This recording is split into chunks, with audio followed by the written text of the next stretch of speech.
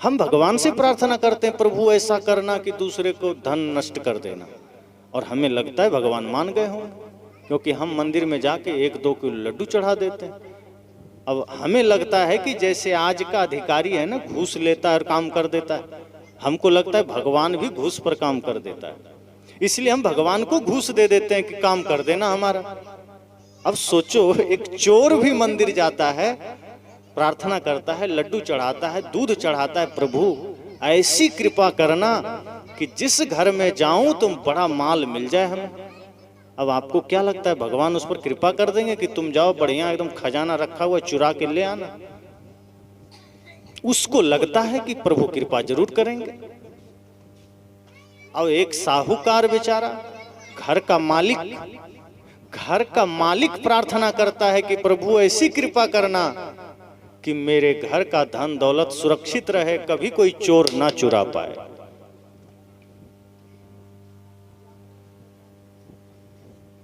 चोर प्रार्थना करता है कि प्रभु ऐसी कृपा करना कि मैं घर से चोरी कर पाऊं, और घर का मालिक प्रार्थना करता है प्रभु ऐसी कृपा करना, ऐसी दया करना कि मेरे घर में कोई चोर घुस ही ना पाए।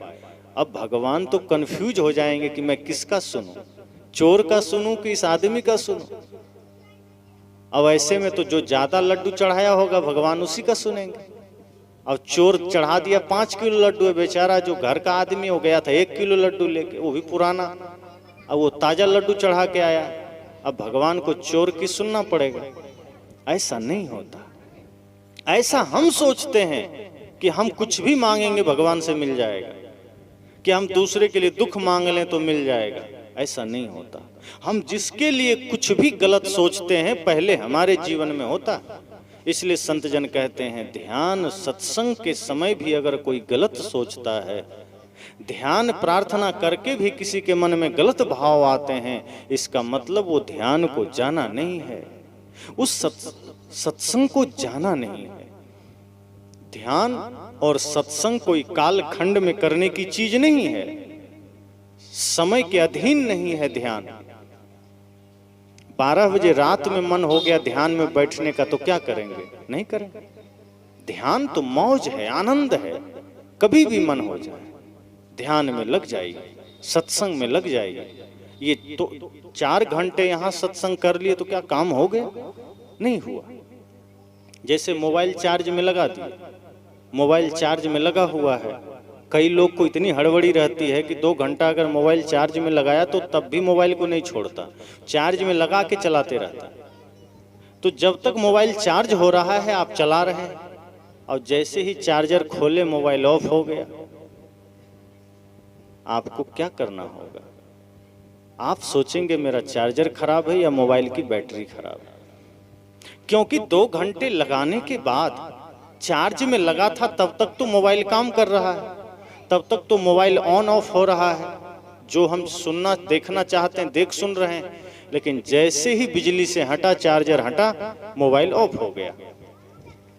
ऐसे ही हम करते हैं। 4 घंटे इस सत्संग रूपी पावर हाउस से हमारा जीवन रूपी बैटरी जुड़ा हुआ है।